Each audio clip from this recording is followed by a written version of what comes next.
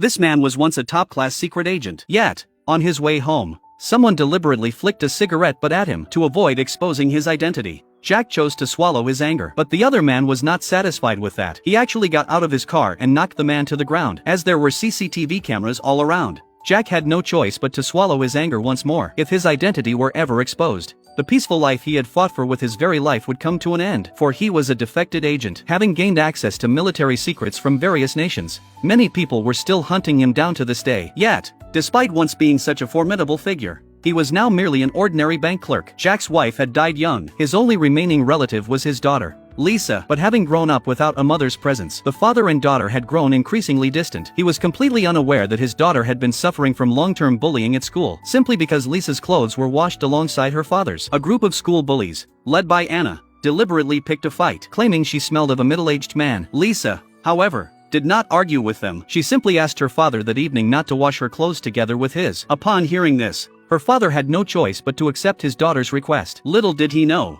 however, that his daughter was about to face a terrible ordeal. Back in her room, Lisa silently scrolled through Anna's social media account. She envied Anna's colorful life, and at the same time developed a crush on a boy named Carl who appeared in Anna's photos. The next day during PE, Lisa discovered that her sports kit had mysteriously been thrown into the bin. Just as she was at a loss as to what to do, Carl actually took the initiative to lend her his sports top. Seeing Carl's name on the school uniform, Anna decided to torment Lisa in an even more cruel way. Meanwhile, Jack was having dinner with two old friends. They had once been legendary figures with blood on their hands, but now they lived quietly under assumed identities as ordinary people. Just as the three were chatting, a group of thugs at the table behind them suddenly got into a row with the landlord. None of the other customers dared to make a sound. They all looked down, pretending not to notice. Only Mark kept staring intently at the group. Jack had no intention of causing trouble, but the fat man not only launched into a tirade, but also deliberately splashed tea all over him, humiliating him so brazenly that Mark could bear it no longer.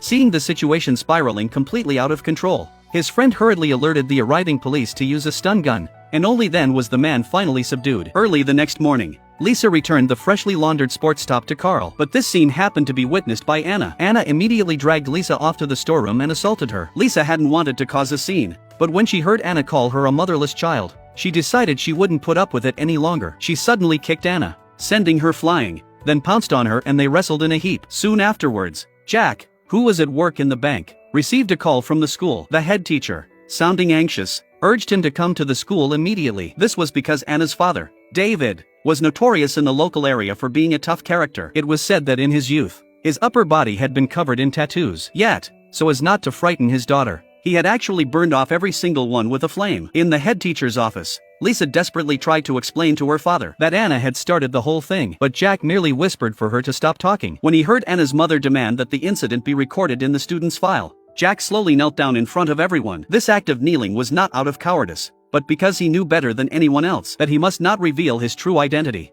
nor could he allow his daughter to be drawn into even greater danger. Upon seeing his sincere apology, David decided not to pursue the matter further. Her father's actions left Lisa utterly disheartened. Not only did she feel her father didn't believe her, but she also believed he was bowing to authority. At that moment, for the first time, she felt her father was a disgrace. After parting ways with her father, Lisa walked alone through the streets. Just then, she received a message from Carl on her mobile. He asked her to meet him somewhere. Lisa hadn't returned home by midnight. Jack assumed she had simply gone to a classmate's house to spend the night, unaware that by this time, Lisa had already lost consciousness. At the crack of dawn the next day, Jack couldn't wait to ring his daughter's classmate, but the classmate said Lisa wasn't with her. Realizing something was amiss, Jack rushed straight to the school, but there was still no sign of his daughter anywhere on the campus. Just then, Carl, covered in injuries, suddenly appeared before him. He confessed that he hadn't sent the private message arranging the meeting himself, but had been forced to send it under threat from someone else. Following the address provided by Carl, Jack rushed to the scene as quickly as possible, but all he could see was a large pool of blood on the ground that hadn't yet dried,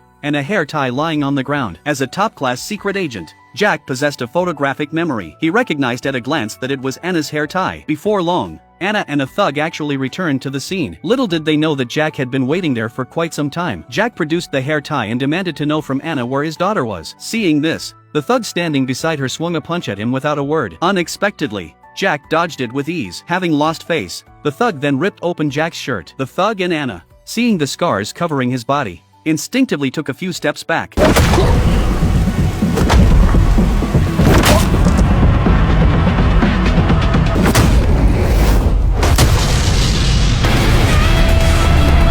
From that moment on, he no longer concealed his identity, nor did he hold back his true strength. What followed was this top-tier agent, who had remained in the shadows for many years, embarking on a path of vengeance to find his daughter in the most ruthless and brutal manner. And awaiting him would be even more dangerous enemies and even more brutal challenges.